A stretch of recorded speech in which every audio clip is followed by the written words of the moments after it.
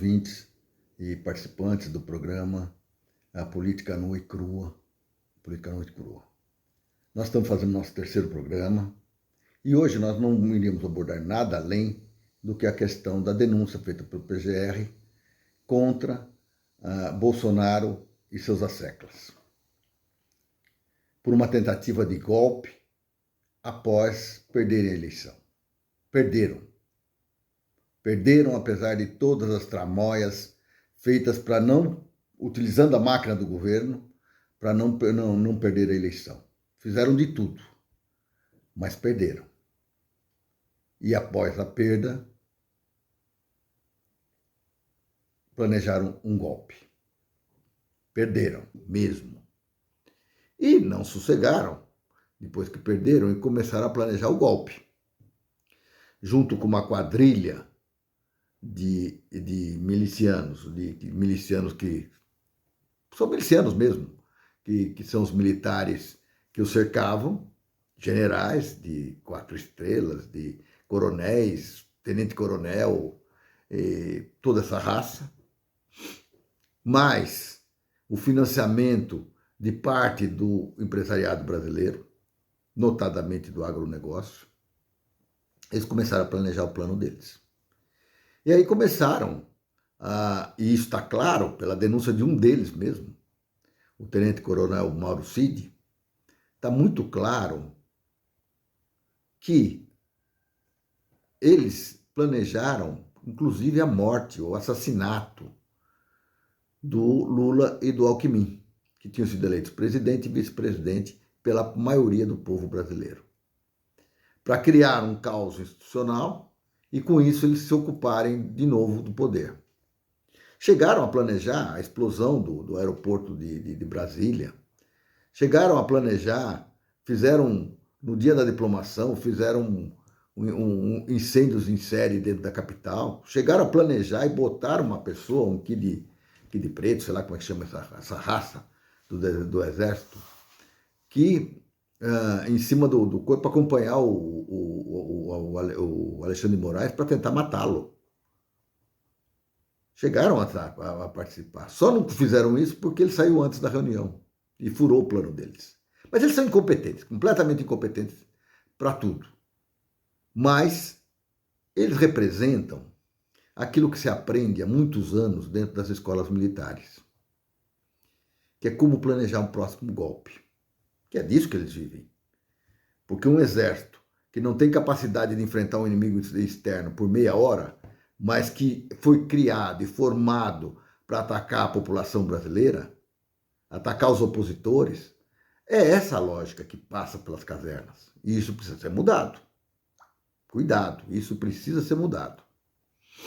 Mas, voltando ao caso, um tenente-coronel muito chegado, ajudante de ordens, que vivia dia e noite bajulando o presidente, fazendo tudo aquilo que o presidente mandava, vem e delata, com medo da prisão, delata, e os vídeos mostram ele delatando assim de uma maneira muito natural tudo o que aconteceu.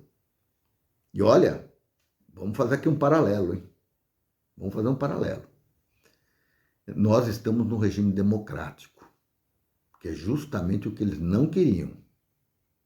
Eu vivi o período deles, o período da ditadura, e que esses filhotes vieram tomar conta do poder depois de muitos anos, que saíram do governo. Aliás, nunca deixaram de sair, porque a gente nunca atacou exatamente no ponto. Nós nunca culpamos e botamos na cadeia para responder por crimes contra a humanidade esse povo que torturou, matou e escondeu cadáveres até hoje, que estão escondidos até hoje. Nós nunca tivemos essa coragem de fazer isso, de enfrentar. Mas, naquele tempo, e eu fui um dos presos políticos da época, eu não tinha advogado para ficar do meu lado vendo o que eu falava. Eu não estava sentado numa cadeira naturalmente discutindo isso. As ameaças que eu recebi eram de morte. Eu recebia tortura.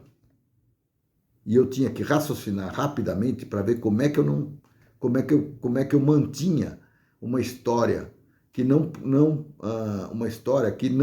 prejudicasse a ninguém.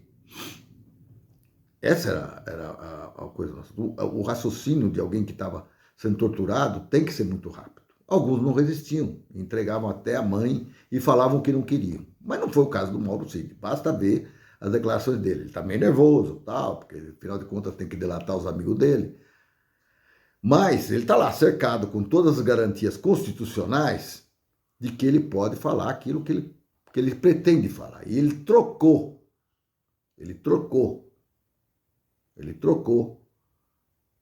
as suas declarações a troco de uma imunidade futura, a troco de talvez não ser expulso do exército, a troco de uma série de questões que eles e sua família tiveram uma participação efetiva, porque ele botou a família também no rolo.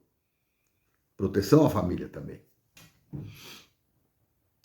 Então esse sujeito, que é um delator, contou exatamente o que ocorreu durante o processo, que já veio lá de trás. Não dá para dizer que esse processo começou em 2024, pós-eleição. 2023, 22, pós-eleição. Não foi 2022, pós-eleição. Começou lá em 2018. Pós-eleição, entra no poder e começa a haver questionamentos sobre a qualidade do processo eleitoral brasileiro, sobre a garantia, sobre a segurança, sobre a necessidade de fazer, de imprimir comprovantes. Eu sei para que eles querem comprovantes. Era uma forma deles burlarem na boca da urna a urna e anularem a urna. Era a forma deles fazerem. Aliás, não podemos esquecer que lá para trás, quando esse indivíduo foi eleito deputado, ele comprou muito voto. Ele sabe, fraudar, ele sabe exatamente o que é. Mas, nesse processo todo, estão sendo contados aspectos importantes do processo todo. Como é que foram as reuniões, onde correu o dinheiro que foi em caixa de vinho, foi entregue para fomentar o golpe. Esse dinheiro também, até hoje, ninguém disse de onde veio. Eu acho que o inquérito não acaba matando cabeça deles, quer dizer, prendendo cabeça deles. Isso tem financiamento, teve dinheiro que rolou pesado que houve, dinheiro pesado que veio de quem? De maus empresários brasileiros, notadamente do agronegócio.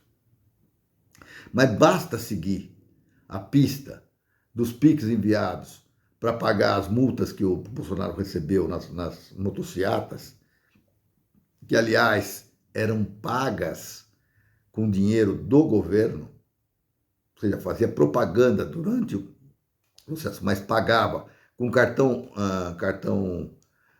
do governo, ele pagava os custos daquelas grandes passeatas que ele fazia. E aí era festa do doido. Do doido. Todo mundo lá, com as suas motos, não sei o quê, uma gasolina paga, lanche pago, tudo pago pelo governo. Mas isso não é o importante. Isso também é um fato. Mas também não é importante. O importante é que esse senhor e seus aparelhados, vamos dizer assim, a sua quadrilha de milicianos, porque são milicianos, normalmente são formados por militares, que não é só da polícia, também tem do exército. Ou vocês acham que não é miliciano, Heleno, não sei o quê, ou Heleno e Companhia Bela? São milicianos, eles vivem ali disso, de planejar falcatruas e de planejar golpes, que, aliás, é uma outra questão que nós precisamos discutir. Mas eles vieram e debateram e foram fazendo todo um processo para impedir a posse e para garantir que houvesse uma mobilização em frente aos quartéis, que eles pudessem manobrar aquela massa de manobra. Foram insuflando aquele povo, dando cursos, dando alimentação, dando condições para que eles ficassem ali, estavam felizes. Dá para fazer até um paralelo com aquela época do impeachment, do movimento do impeachment da Dilma, em que a Fiesp mantinha o pessoal acampado em frente à Fiesp à base de filé mignon. Exatamente igual. Uma vez terminado o mandato e não tendo sucesso no processo de golpe, eles mantiveram eles ativos. Mantiveram eles ativos na porta dos quartéis. Negociaram para que não houvesse um afastamento deles. E deu a intentona do dia 8 de janeiro, que era um sonho deles, de que através de uma GLO eles conseguiriam tomar o poder e afastar do poder os verdadeiros representantes do povo que tinham sido eleitos para a presidência. Eles fizeram isso. Eles fizeram isso. Hoje, abrindo todo o processo, pegando todas as fotos, pegando todos os vídeos, pegando todos os depoimentos, as delações, você consegue compor o quadro. Compor o quadro. E compor o quadro e mostrar que houve um grave atentado à democracia nesse país. Um tremendo e grave atentado da democracia desse país. E o que esse ser viu diz a respeito disso? Ele diz hoje, está nas manchetes dos jornais. Caguei para a prisão. Desculpem, não fui eu que falei, foi ele. Caguei para a prisão. Cagou por quê? Porque ele cagou contra a Constituição, porque ele cagou contra a vontade do povo brasileiro, porque ele cagou contra a educação, porque ele cagou contra a saúde, porque ele cagou contra a cultura, porque ele cagou contra o próprio andamento da economia nacional. Ele interferiu, ele vendeu empresas importantes para o povo brasileiro. Ele cagou para nós. Mas ele cagou por quê? Interesse próprio dele e do seu grupo, que não são nada mais do que lacaios representantes dos interesses de outros países. Ou vocês acham que a Lava Jato, que atacou diretamente a Petrobras, veio de graça? Você acha que a destruição das empresas de engenharia nacional vieram de graça? Você acha que as prisões, como a do Lula, 500 e tantos dias, vieram de graça? Vocês acham que veio de graça? Não veio. Ela veio no bojo de um plano de entrega das riquezas desse país para outros interesses. E interesse próprio. Interesse próprio. Isso eu vejo hoje, em todos os lugares a gente vê isso. Ontem mesmo, antes de ontem, eu participando de um programa, eu disse que alguém estava negociando a engenharia nacional em troca de benefícios próprios. E é verdade. Ainda existe esse tipo de raça, de gente que frequenta a política brasileira. E nós temos que identificar essas pessoas. Pena que nós somos vítimas delas. Porque hoje nós vivemos em função das emendas que perpetuam essa gente no poder. Perpetuam essa gente no poder.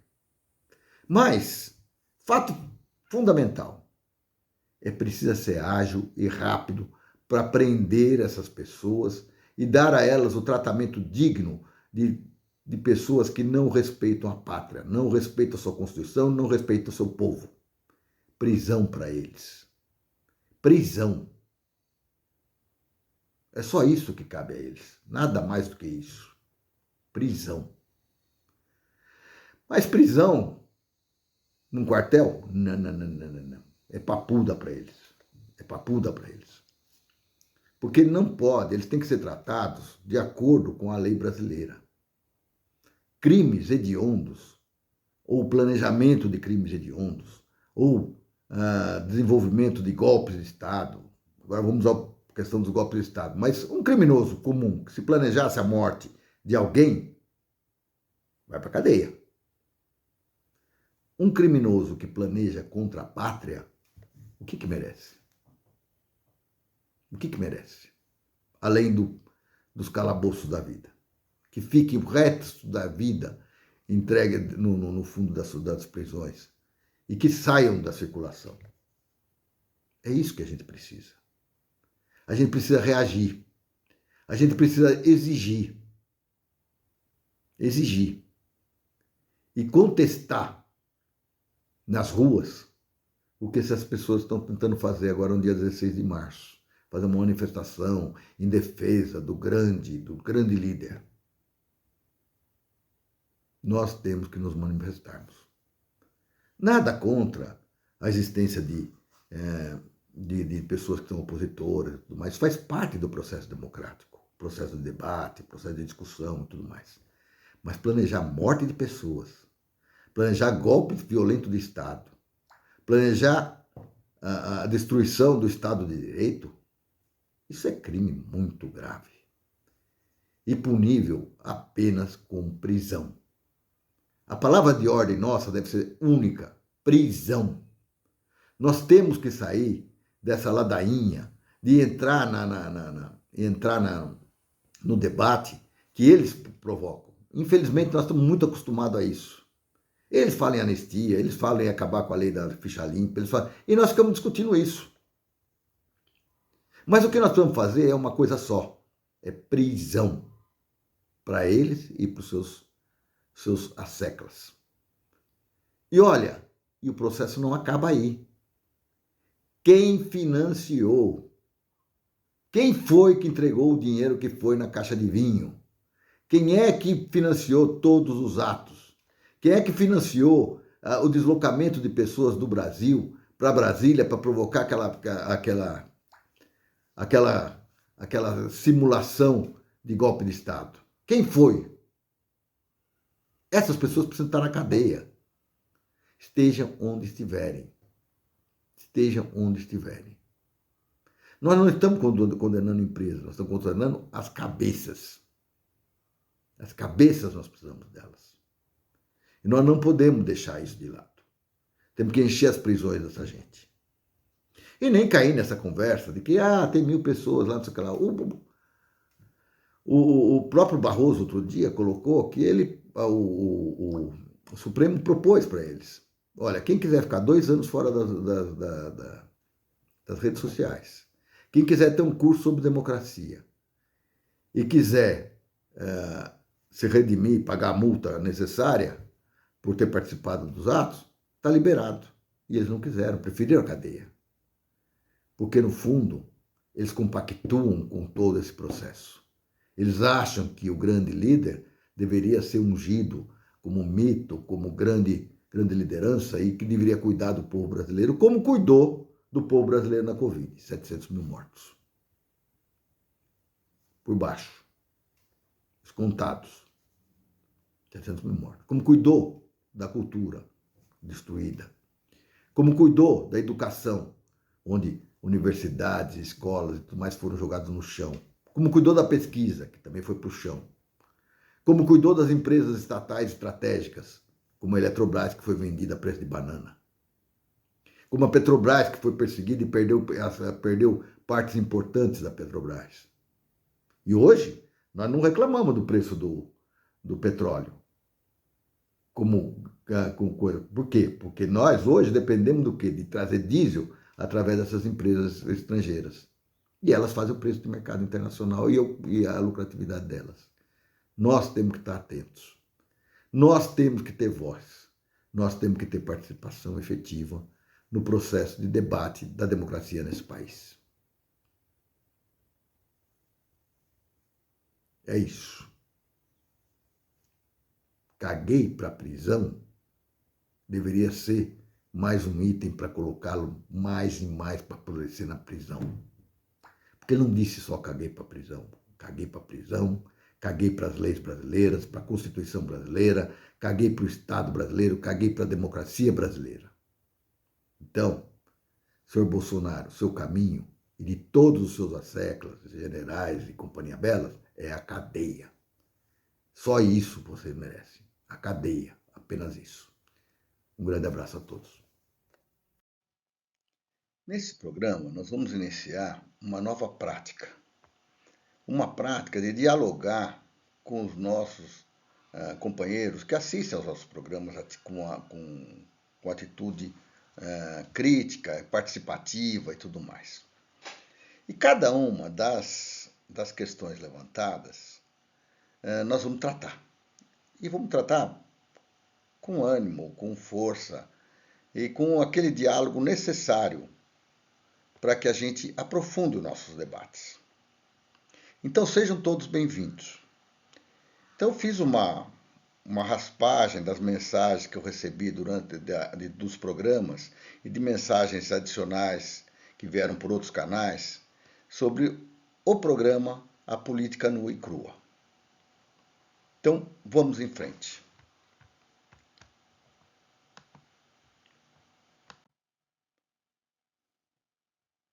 A primeira sugestão, e eu aqui escondi de propósito o nome das pessoas, porque elas refletem de alguma forma o pensamento de muitas pessoas.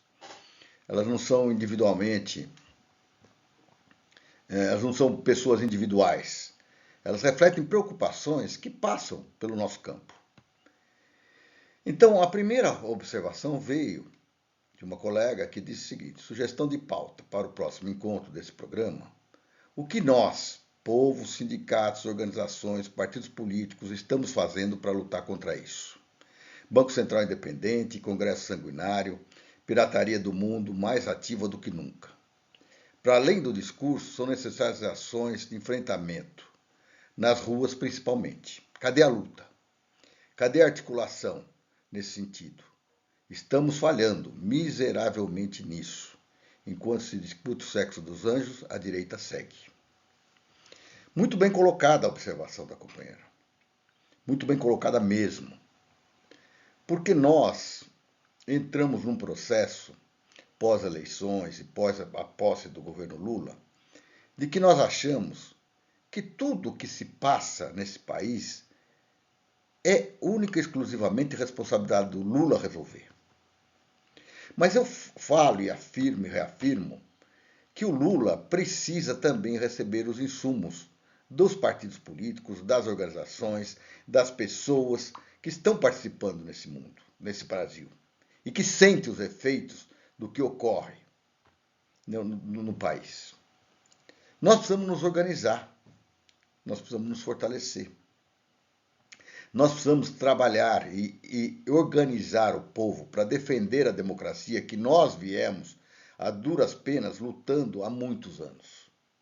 E que nós quase perdemos agora em 2022, com a tentativa de golpe e com o planejamento de um plano de golpe que foi feito por aquela turma que não merece nem ser falada. Vou falar dos seus nomes. Mas é um fato.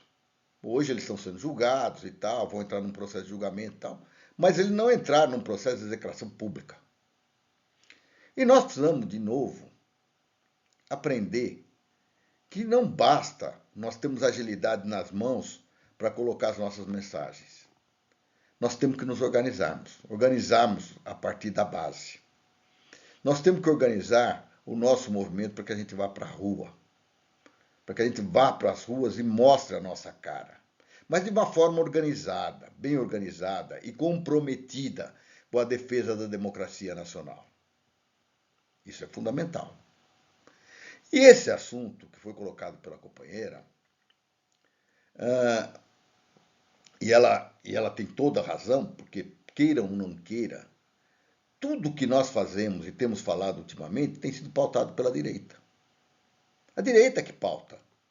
Pauta a anistia, pauta a questão a questão da lei contra a lei da ficha limpa, que pautou a lei da ficha limpa e pautou agora contra.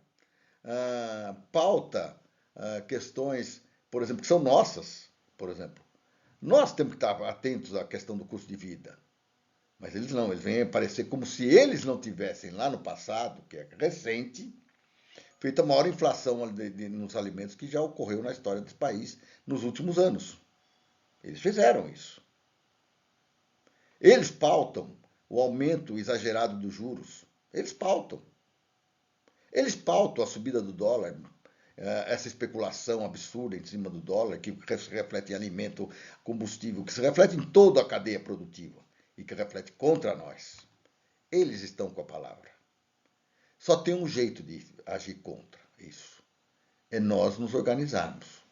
E não temos dificuldade de falar e de criticar construtivamente aquilo que está sendo feito. Nada disso pode mudar se nós não tivermos força de vontade de lutar. Esse programa está inserido nesse processo de denúncia, de debate, e tem que estar inserido nesse processo de debate. E nós temos que assumir a nossa responsabilidade, aonde a gente atue. Eu atuo em muitos movimentos.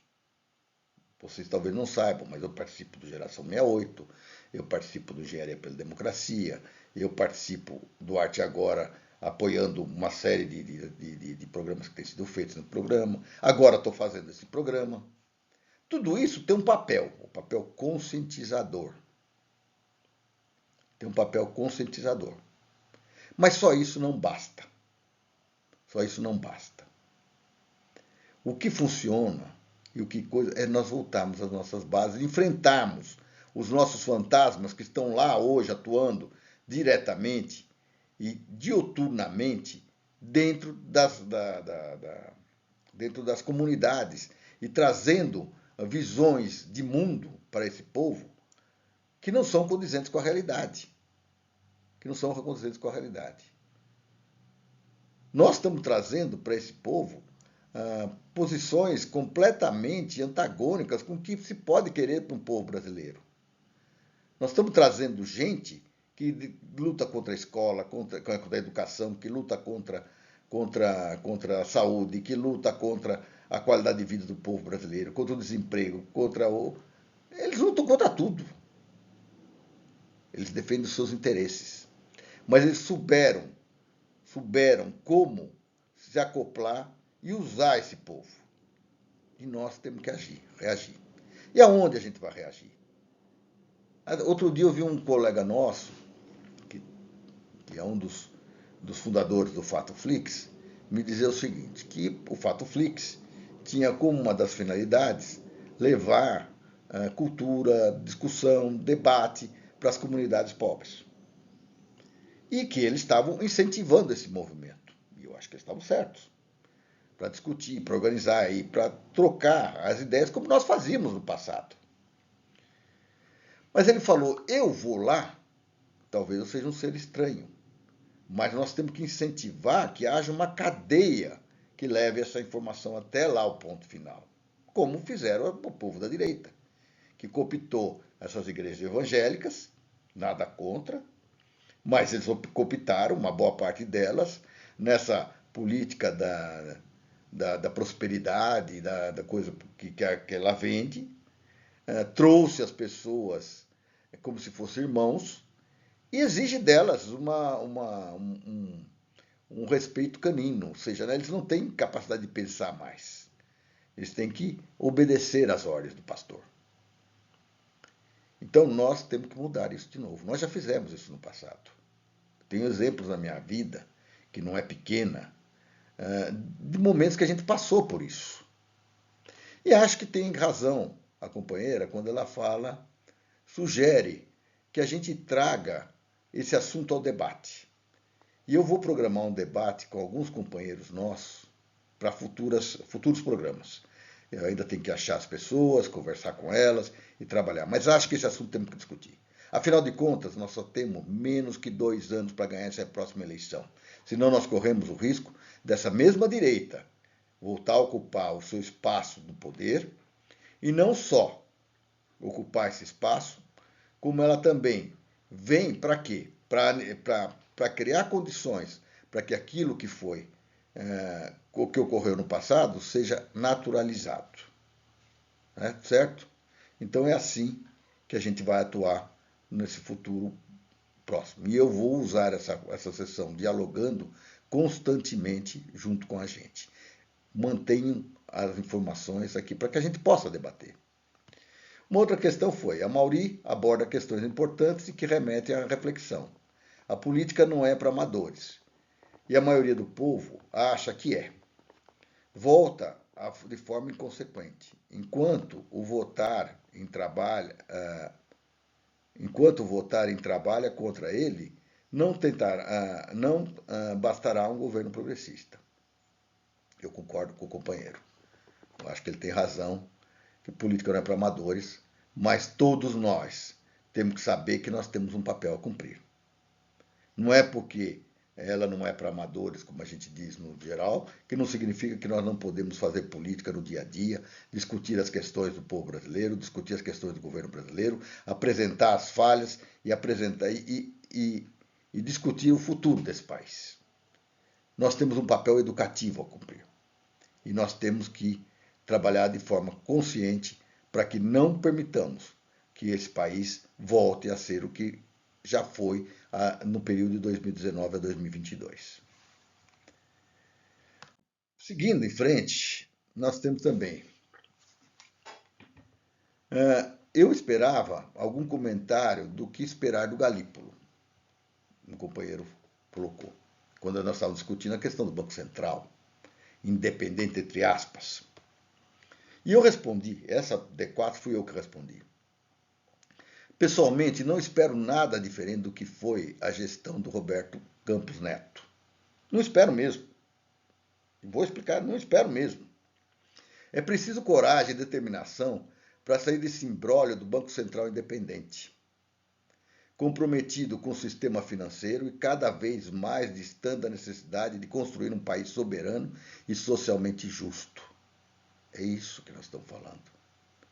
Este mesmo Banco Central, que hoje aumenta 1% do juro, aumentou em dezembro, aumentou em janeiro e vai aumentar em março mais 1%, ou seja, que vai onerar o Tesouro Nacional de 165 bilhões, vai tirar o dinheiro dinheiro que poderia ir para a educação, que poderia ir para a saúde, que poderia ir para a infraestrutura, que poderia ir para o desenvolvimento do povo brasileiro, para a criação de estoques de segurança, de alimentação para esse país, que poderia um monte de coisas. Esse dinheiro é retirado para quê? Para jogar na mão de rentista. Para quê? Para favorecer banqueiro. E nós falamos a linguagem deles o dia todo. E isso é falado todo dia. Então, nós temos que estar de olho nisso. Nós temos que estar atentos nisso. Né? E aqui eu digo mais uma coisa. Que ao manter o ritmo atual, o país se manterá um paraíso dos rentistas, que já é, e atrasado em relação ao desenvolvimento do seu povo na construção de um novo país compatível com a sua potencialidade. O que é esse país? É um país que seja evoluído tecnologicamente, é um país que seja evoluído nas condições básicas e socialmente básicas do povo brasileiro, que tenha condições de olhar para frente, de planejar o futuro da sua gente. É isso que a gente precisa fazer. Tá? É isso que a gente precisa fazer, é isso que a gente precisa lutar. E não espero nada diferente do Galípolo. Ele já mostrou a que veio. Ele manteve a mesma política do Roberto Campos. Então, nós temos que combater o Galípolo também. E toda a estrutura do Banco Central independente, entre aspas, porque ele é dependente do capital financeiro. E é independente do povo brasileiro, que foi quem elegeu e quem paga os custos desse Banco Central. E a última observação é uma observação que eu tenho observado várias vezes. Várias vezes eu tenho observado que qualquer coisa que se discuta, ou que se discorde, ou que se coloque, ou um partido político colocou uma opinião, ou outro partido colocou uma determinada coisa e tal, a gente vem e já logo rotula, quinta coluna. Quinta coluna, como se fosse um traidor. Pessoal, nós elegemos o governo que está aí. Este governo, ele tem migrado de um lado para o outro. Se nós não tivermos o direito à crítica e logo pusermos na cabeça o título de quinta coluna para pessoas que estão com a gente, nós estamos nos dividindo. Nós estamos fazendo o papel da direita. Não é isso. Nós não podemos bater palma a tudo que acontece. Nós temos que debater adequadamente as questões que estão colocadas no país. Ou nós estamos satisfeitos com tudo que está acontecendo? Nós também temos que ter opinião, nós também temos que ter poder de influência, nós também temos que ter o poder de discutir. É por isso que eu chamo essa coluna Dialogando. Vamos dialogar. E nós temos que dialogar com o governo, com a sociedade, com as nossas entidades, com o povo brasileiro.